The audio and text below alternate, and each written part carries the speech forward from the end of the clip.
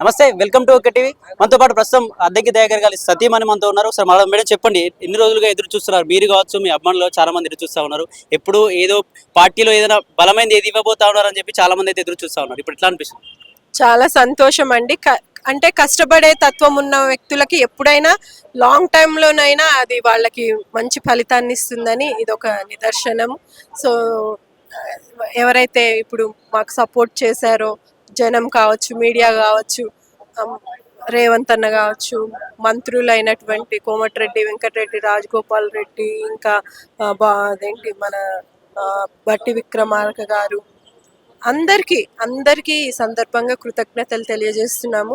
ఎందుకంటే యావత్ ప్రపంచంలో ఉన్నటువంటి తెలుగు ప్రజలందరూ కూడా ఒక అద్దంకి దయాకర్ లాంటి లీడర్ మాకు కావాలి అని వాళ్ళు చాలా గట్టిగా కోరుకోవడము, మీలాంటి మీడియా మిత్రుల్ని దాన్ని గట్టిగా వినిపించడము అనేది చాలా మాకు హెల్ప్ చేసిందని ఈ సందర్భంగా నేను అనుకుంటున్నాను. సో అదే మీ అందరి ఇష్ట ప్రకారం ఈ రోజు ఆయనకి ఎమ్మెల్సీ ఇవ్వడం అనేది చాలా సంతోషం. ఇంతకుముందు ఒక 2 సార్లు వచ్చి వెళ్ళినట్టుగా తెలిసింది అక్క. అప్పుడు ఇలా ఏమనిపిస్తుంది ఇప్పుడు సడన్ గా ఇవ్వడాన్ని? నెక్స్ట్ ఏదైనా మంత్రిగా తీసుకునే అవకాశం ఏమైనా ఉందా అనిపిస్తుంది? ఇప్పుడైతే మీరు అన్నట్టు ఇప్పుడు ఎమ్మెల్సీ ఇచ్చినందుకు చాలా సంతోషం అండి.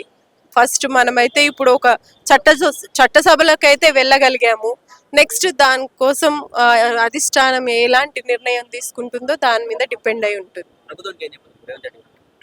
రేవంత్ రెడ్డి గారికి ప్రత్యేకమైన ధన్యవాదాలు. అన్న ఏదైతే కోరుకున్నారో మరింత పనిచేసి మరింత ప్రజలకి పార్టీని దగ్గరికి తీసుకెళ్ళి మంచి మళ్ళీ మన ప్రభుత్వమే, కాంగ్రెస్ ప్రభుత్వమే రావడానికి అహర్నిశలు అద్దంకి దయాకర్ గారు పనిచేస్తారని ఈ సందర్భంగా నేను తెలియజేస్తున్నాను.